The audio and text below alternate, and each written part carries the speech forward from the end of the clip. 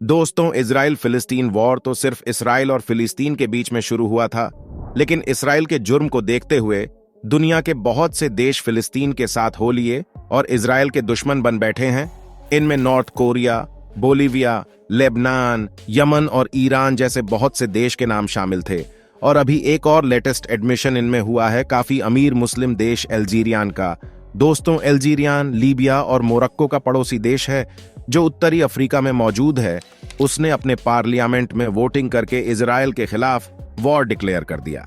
दोस्तों, गाजा के अस्पताल से लेकर लगभग हर जगह पर इजराइल की एयर स्ट्राइक की वजह से अल्जीरियान में भी बहुत सारे विरोध प्रदर्शन चल रहे थे और इसी के प्रेशर में आकर वहां की संसद में इजराइल के खिलाफ ऑफिशियल रूप से वॉर डिक्लेयर करने का प्रस्ताव पारित किया गया, जो कि पास हो गया, वह भी 100% वोट के साथ।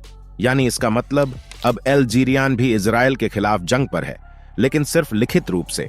तो दोस्तों, सबसे पहले आपको यह बता दे कि जब हमास के आतंकियों ने शनिवार सुबह इजराइल में तांडव किया तो पूरी दुनिया में चर्चा होने लगी कि इजराइल पर हमला हुआ है। ऐसे में सवाल उठा कि आखिर हमास ने इजराइल पर हमला क्यों किया।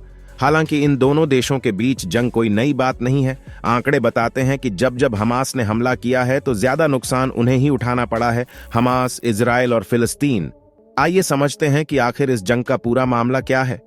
इजराइल, हमास और फिलिस्तीन, इस लड़ाई में प्रमुख तौर पर यही तीन स्टेक होल्डर हैं। इजराइल और अरब देशों की अदावत पुरानी है। साल 1948 में जब इजराइल बना तभी से अरब देशों की इजराइल से बनती नहीं थी, जिसका नतीजा यह हुआ कि यूनाइटेड नेशन का 2 स्टेट प्लान कभी अमल में नहीं लाया जा सका। 2 स्टेट प्लान संयुक्त राष्ट्र ने फिलिस्तीन और इजराइल के विवाद खत्म करने के लिए किया था, जिसमें यहूदियों के लिए इजराइल और फिलिस्तीनियों के लिए फिलिस्तीन का प्रावधान। लेकिन इतिहास गवाह है कि जब जब इजराइल पर हमले हुए, इजराइल ने मुंहतोड़ जवाब दिया। न सिर्फ जवाब दिया, बल्कि अपनी स्थिति भी मजबूत करता गया। फिर चाहे 1967 का 6 दिन का युद्ध हो या फिर 1973 का अरब इजराइल युद्ध, हर युद्ध में इजराइल भौगोलिक तौर पर अपना आकार बढ़ाता गया। फिलिस्तीनियों की जमीन खिसकती गई। 1990 का दशक आते आते इजराइल और फिलिस्तीन में बातचीत का दौर शुरू हुआ।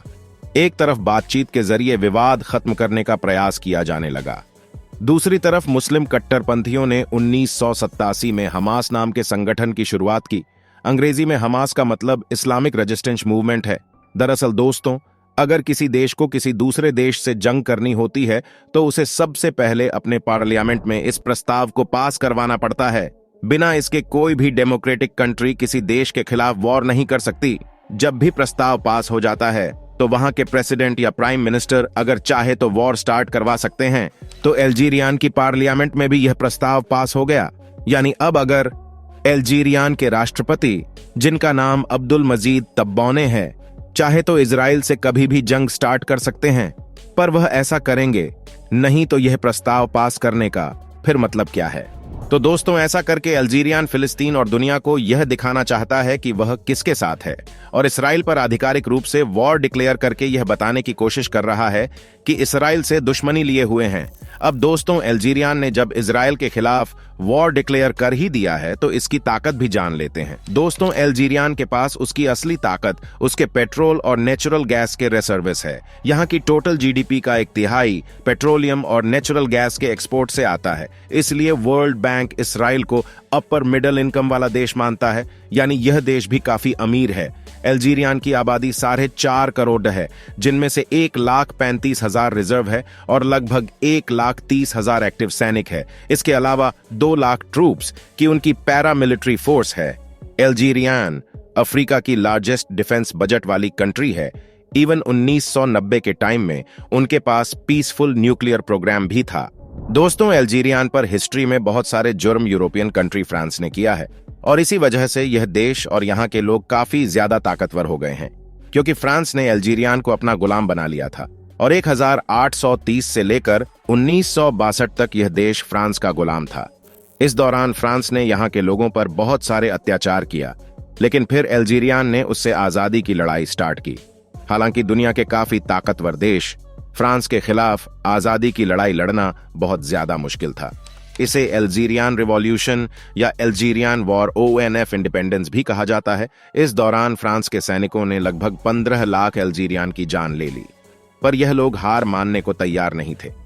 1954 से 1962 तक यह लोग लगातार फ्रांस के खिलाफ अपनी आजादी की लड़ाई लड़ते रहे और 8 सालों के बाद फाइनली 1962 में इन्होंने यह जंग जीत ली और अल्जीरियान ने अपनी आजादी हासिल कर ली।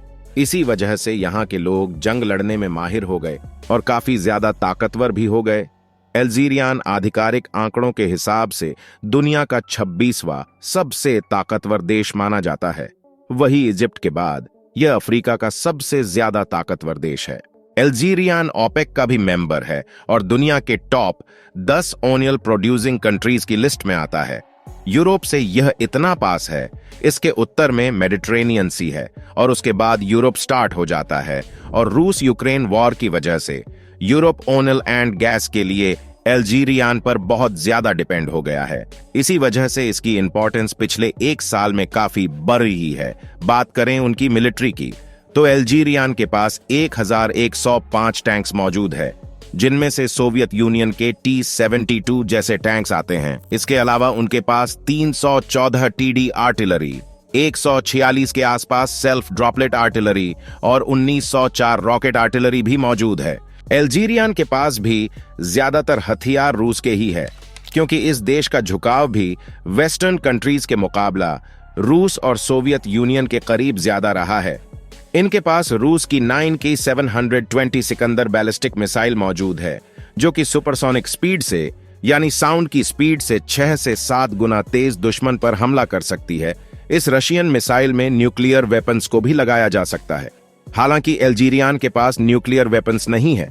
अल्जीरियान की नेवी की बात करें तो यह देश दुनिया की 15वां मोस्ट पावरफुल नेवी का मालिक है और इसका ताकतवर होना इसलिए भी जरूरी है क्योंकि अल्जीरियान के उत्तर में पश्चिमी मेडिटेरेनियन सी है।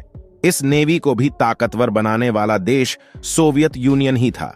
इस टाइम नेवी के पास लगभग 30,000 एक्टिव सैनिक है। इनके पास 201 boat shift, 5 frigates, 6 Corbett, 6 submarine और कुछ पेट्रोल बोट है।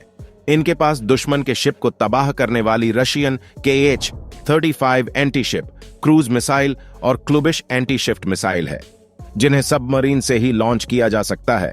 इनके पास सोवियत यूनियन के ही स्कुट मिसाइल भी मौजूद है और दुश्मन से सुरक्षा के लिए अल्जीरियान के पास बेहद पावरफुल डिफेंस सिस्टम भी हो सकता है। मैं इसलिए बोल रहा हूं क्योंकि इसकी आधिकारिक क्लैरिफिकेशन नहीं है, पर मिलिट्री एक्सपर्ट्स का मानना है कि अल्जीरियान को यह सिस्टम रूस ने डिलीवर कर दिया है।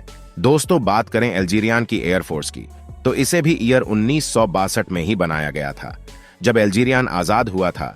इस टाइम अल्जीरियान की एयरफोर्स के पास 564 एयरक्राफ्ट मौजूद है, जिसमें से 90 फाइटर जेट, 22 अटैक एयरक्राफ्ट, 270 से ज्यादा हेलीकॉप्टर और 50 अटैक हेलीकॉप्टर जैसे बहुत से अलग अलग तरह के मिलिट्री एयरक्राफ्ट है। अल्जीरियान की एयरफोर्स के पास भी जो फाइटर जेट्स है वह भी रूस है, जिनमें से MiG-29, तो कोई AU-24, तो कोई और AU-30 जैसे फाइटर जेट्स का नाम आता है। इन्होंने रूस के लेटेस्ट फायर जेट सुकोई 57 को भी खरीद लिया है, पर उसकी डिलीवरी 2028 में होगी। यानी कि दोस्तों, अल्जीरियान भी एक काफी ताकतवर देश है, जिसने फिलहाल सिर्फ इजराइल के ऊपर वॉर डिक्लेयर ही किया है।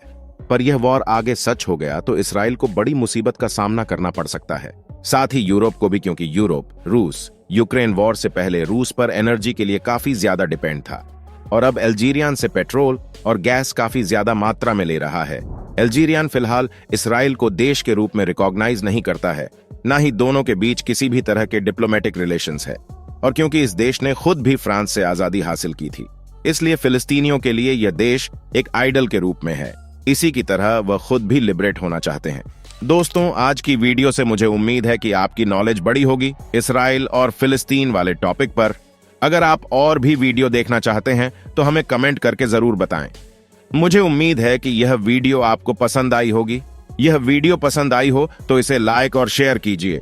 ऐसे ही इंटरेस्टिंग टॉपिक पर नॉलेजफुल वीडियो देखने के लिए हमारे चैनल को सब्सक्राइब करके बेल आइकन को प्रेस कर दीजिए।